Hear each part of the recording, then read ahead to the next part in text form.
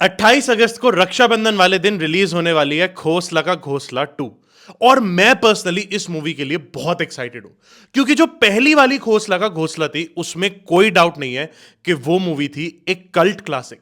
लेकिन खोसला के घोसला 2 के क्रिएटर्स ने एक बड़ी इंटरेस्टिंग चीज करी है कि उन्होंने ना कोई ट्रेलर रिलीज किया है, ना कोई टीजर रिलीज किया है, ना ये पता चलने दिया है कि मूवी का एक्चुअली में प्लॉट क्या होने वाला है, ताकि लोगों के अंदर जो एंटिसिपेशन है, एक्साइटमेंट है, वो और ज्यादा बढ़ती रहे। And I think it's working really well. अभी तक किसी को नहीं पता है कि मूवी से लोग क्या एक्सपेक्ट कर सकते हैं। तो आइए फटाफट से इस वीडियो में रिकैप कर लेते हैं कि जो खोसला का घोसला थी पहली वाली, उसके अंदर अभी तक स्टोरी में क्या हुआ था, कि हमने उस स्टोरी को कहां पे लाके छोड़ा था, और क्या था खोसला का घोसला में जो उस मूवी को एक कल्ट क्लासिक का स्टेटस मिला। और अभी तक हमें जो कुछ भी पता है घोसला का घोसला 2 के बारे में, वो भी हम इस वीडियो में डिस्कस करने वाले हैं। So let's go ahead with this video. तो सबसे पहले बात करते हैं खोसला का घोसला की कहानी की। तो कहानी है कमल किशोर खोसला, जो प्ले कर रहे हैं अनुपम खेर, एक इंडियन फादर, एक मिडिल क्लास आदमी जिसने जो है अपनी सारी जिंदगी जो भी पैसा कमाया, जो सेविंग्स करी, जो प्रोविडेंट फंड से सारी जिंदगी नौकरी करने के बाद पैसा मिला,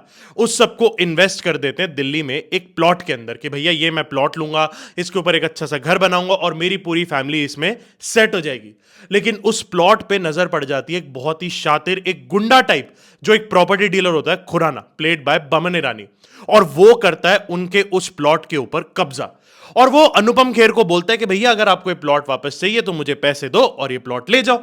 लेकिन पैसे तो ऑलरेडी खत्म हो चुके हैं, तो उन्हें लगता है ठीक है पुलिस के पास जाएंगे। इनफैक्ट एक सीन में तो पहलवानों के पास पहुंच जाते हैं कि भैया आप हमें हेल्प करो। लेकिन हर जगह से जब हाथ धो बैठते हैं, तब उनकी लाइफ में एंट्री होती है विनय पाठक की। अब विनय पाठक का एग्जैक्ट बैकग्राउंड कभी रिवील नहीं किया गया इस मूवी के अंदर, लेकिन यह पता है कि ये पहले खुराना के लिए काम करता था, खुराना के साथ काम करता था, लेकिन उससे खार खा के बैठा है और बोलता है मेरे पास एक प्लॉट है, एक तरकीब है जिससे हम खुराना के पैसे से ही खुराना को चूना लगा सकते हैं। और यहां से होती है मूवी की असली शुरुआत। तो अनुपम खेर यानी खोसला साहब, उनके 2 बेटे और विनय पाठक मिलके एक टीम तैयार करते हैं, कुछ थिएटर के आर्टिस्ट को भी हायर करते हैं कि कैसे हम खुराना को चूना लगाएंगे। और प्लॉट क्या बनाते हैं कि भैया एक जो है सरकारी, मतलब फिशरीज वालों का एक खाली पड़ा हुआ प्लॉट होता है, उसके नकली कागज प्रिपेयर करते हैं और एक फॉरेन की पार्टी, एक फिक्टिशियस पार्टी बनाते हैं कि भैया ये पार्टी आई है अपने इस प्लॉट को, इस लैंड को बेचने, और निकल पड़ते हैं खुराना को अपने ट्रैप में फंसाने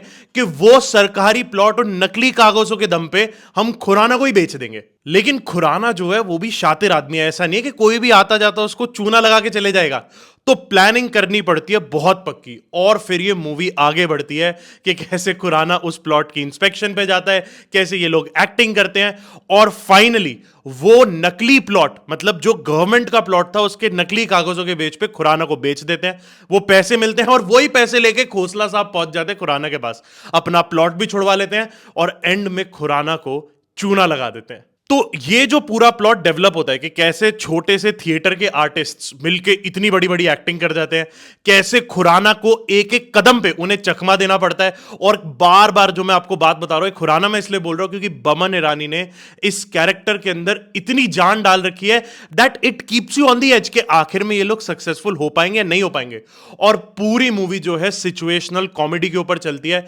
आपको हंसी भी आती है, आपका इंटरेस्ट भी बना रहता है, और इस सब की वजह से खोसला का घोसला बन गई थी एक कल्ट क्लासिक कॉमेडी। तो जैसा कि आपने देखा, इस मूवी का प्लॉट तो बहुत कमाल का था ही, लेकिन उसके साथ साथ इस मूवी के अंदर जो एक्टर्स हैं जिन्होंने एक्टिंग करी है, भाई अनुपम खेर है, बमन ईरानी है, विनय पाठक है, रणवीर शौर्य है, और न जाने कितने सारे कमाल के कलाकार जिन्होंने एक एक सीन के अंदर इतनी जान डाल दी थी, एक एक डायलॉग इतना ज्यादा फेमस हुआ था कि पूरी मूवी में आपका मन करता है कि यार मैं इसी सिचुएशन के अंदर जाके बैठ जाऊं और इन लोगों की बैठ के मदद करूं। कहानी बहुत रिलेटेबल भी लगती है लोगों को, क्योंकि आए गए किसी ना किसी ने कभी ना कभी कोई ऐसा केस जरूर सुना होता है कि यार फलाने के प्लॉट पे कब्जा हो गया, फलाने के प्लॉट पे लोग आके बैठ गए, लेकिन ऐसा किसी ने नहीं सुना कि किसी ने उस कब्जा करने वाले गुंडे को ही चूना लगा दिया। तो लोगों को एक वो जो रिडेम्पशन, एक वो जो रिवेंज की फीलिंग होती है ना, वो भी बहुत सेटिस्फाइंग लगती है इस मूवी के अंदर, and that's why this movie became so successful. तो अब बात करते हैं खोसला का घोसला 2 की। तो इस मूवी के क्रिएटर्स ने अभी तक बाहर नहीं आने दिया है कि कहानी एक्चुअली में होने क्या वाली है। हमें बस ये पता है कि जो कैरेक्टर्स हमें पहली मूवी में इतने पसंद आए थे, चाहे फिर वो अनुपम खेर के कोसला साहब हो या फिर उनके दोनों बेटे रणवीर शौरी और प्रवीण डबास और बमन ईरानी एस खुराना, ये लोग तो वापस आ ही रहे हैं। और फिल्म की कास्ट में जो एक एडिशन हुआ है वो है हमारे अपने मीम लॉर्ड रवि किशन का। तो ये डायनामिक बहुत इंटरेस्टिंग होने वाला है देखने के लिए, and I think they will recreate that magic we saw in Khosla ka Ghosla 1। इस मूवी के कैरेक्टर से लोग कितना प्यार करते हैं वो आपको इस चीज से समझ आ जाएगा कि जितने भी ये एक्टर्स हैं, चाहे अनुपम खेरो, प्रवीण डबास और रणवीर शौरी और बमन ईरानी, इन्होंने अभी एक रील बनाई थी इंस्टाग्राम के ऊपर जो सीधा 150 मिलियन व्यूज पार कर गई थी। तो इससे आपको समझ आएगा कि लोगों को अब भी ये कैरेक्टर्स इतने ज्यादा पसंद है। और मुझे लगता है क्रिएटर्स ने बहुत ही स्मार्ट डिसीजन लिया है हमें ये ना बता के कि प्लॉट क्या होने वाला है, ताकि लोगों के बीच में अपने आप बात हो, माउथ पब्लिसिटी हो, एंटिसिपेशन हो, एक्साइटमेंट हो, जिसमें वो बहुत सक्सेसफुल हो रहे हैं। So I for one am very excited. अभी हमें बस इतना पता है कि ये मूवी 28 अगस्त को रक्षाबंधन वाले दिन रिलीज होने वाली है, और मैं definitely first day first show देखने जाऊंगा। Let me know what are your thoughts about Khosla ka घोसला।